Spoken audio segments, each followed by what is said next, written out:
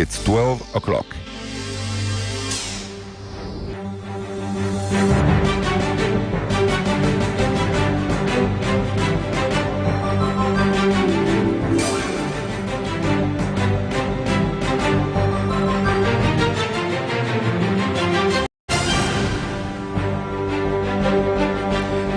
It is our second major news bulletin for the day, right here on Flow 94.9 FM. This is the Flow of God's own state.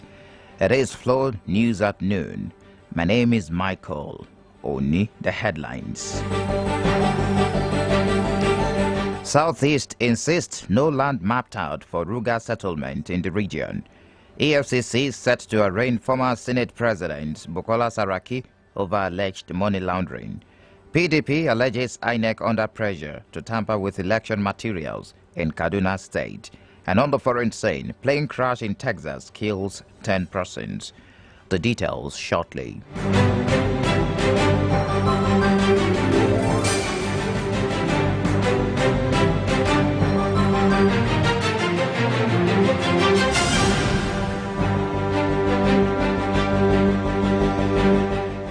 The presidency is confirming that the federal government has gazetted lands in all the 36 states of the federation for the Ruga settlement, but that the program was optional for states to participate.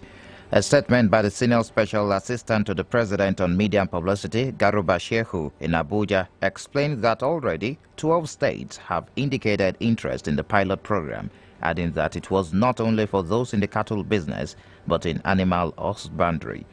The presidency also said that one of the cardinal objectives of the program was to reduce herders-farmers clashes that have claimed many lives and property worth several millions destroyed. Meanwhile, the chairman of the Nigeria's Governors Forum and Ekiti State Governor Kayode Fayemi is of the opinion that Ruga Cattle Settlement Project is aimed at ensuring the protection of food production in Nigeria.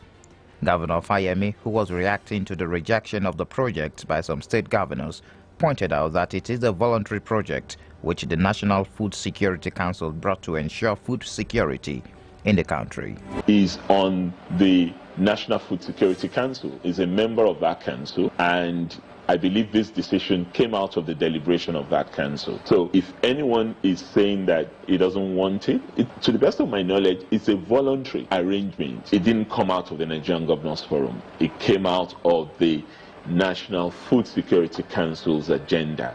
And the National Food Security Council's responsibility is really to ensure that we protect food production.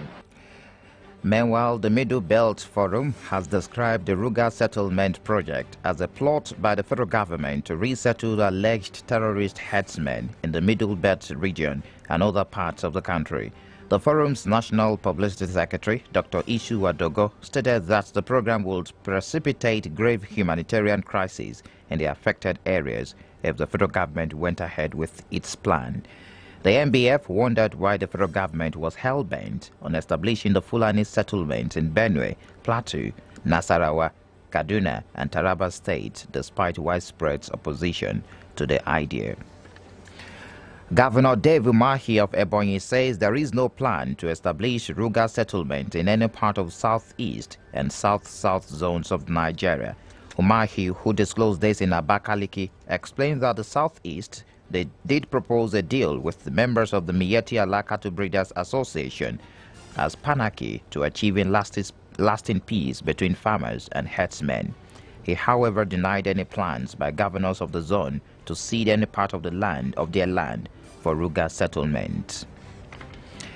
Away from the Ruga settlement, now the health sector may be thrown into a fresh crisis that may paralyze activities in government hospitals nationwide, as the National Union of Allied Health Professionals has indicated its readiness to oppose the appointment of medical doctors as Minister and Minister of State for Health in the ministry.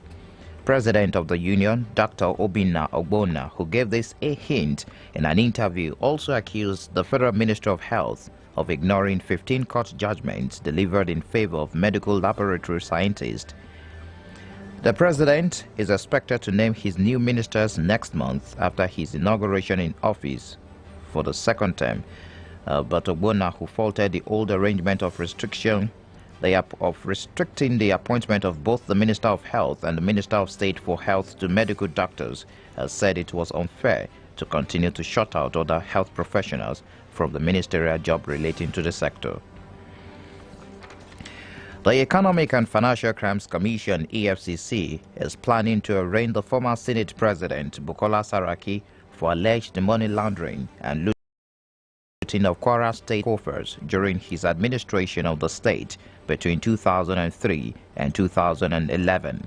The plan to earlier arraign Saraki was frustrated by the restraining order granted against the EFCC by Justice Taiwo Taiwo of the Federal High Court in Abuja. Saraki had filed a fundamental human rights suit before Justice Taiwo Taiwo, who granted an ex parte order restraining the Commission and 5 other agencies of the federal government from continuing its investigations of corruption allegations against him. Succor seems imminent for thousands of unpaid court workers in Kogi State as the National Industrial Court of Nigeria in Abuja ordered Governor Yahaya Bello and others to release forthwith funds due to the state judiciary withheld since July 2018. Justice Edith Agbakogba, in a judgment, also ordered the state's chief judge and other heads of courts in the state to immediately commence payment of salaries, allowances and emoluments owed to the court workers on the receipt of funds from the executive arm of the government. And moving over to politics, the People's Democratic Party, PDP, in Kaduna State is alleging that it received credible information that the Independent National Electoral Commission, INEC, was under pressure to tamper with election materials used for the governorship elections on the 9th of March 2019 in the state. A statement issued in Kaduna by the State Publicity Secretary of the party, Abraham Kato, alleged that the ruling All Progressives Congress and the governor of Kaduna State was attempting to coerce INEC into tampering with the election materials. An official of INEC has dismissed the allegation of political talks, but the PDP and its governorship candidate in the election, Isha Ashiru, are in court challenging the re-election of Governor El Rufai and alleging the election was marred by irregularities. You're listening to Flow News at noon on Flow 94.9 FM. The news continues shortly with business, foreign, and sports. Do stay tuned. Get inspired, motivated, and educated as we bring you up to speed on happenings around the globe. Tune in to Flow 94.9 FM, the flow of a successful day, the flow of God's own state. The flow of God's own state. Oh, thank you very much for staying tuned. And now straight to business. Nigeria's public debt will rise above 27 mid-trillion naira this year, triggered by the increased federal government borrowing to fund the 2019 budget.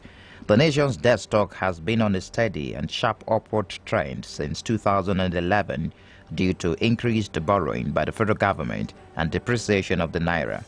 Data by the Debt Management Office showed that the total public debt rose by 121% to 12.603 trillion naira in 2015 from 5.66 trillion naira in 2011. However, from 2015, it has ballooned by 93.6% to 24.39 trillion naira in 2018. And on the foreign scene, on a very sad note, a small twin-engine plane crashed on takeoff yesterday into hangar at Texas Airport, killing all the 10 aboard. The vice chairman of the National Transportation Safety Board, Bruce Landsberg, said the plane was heading from Addison to St. Petersburg, Florida, and was carrying 2 flight crew and 8 passengers. NTSB investigators Jennifer Rodi said the plane, which has changed ownership recently, hit a private hangar at the airport. Our final stop is sports, and David Oku is live in Egypt with a report as it concerns the ongoing 32nd Africa Cup of Nations.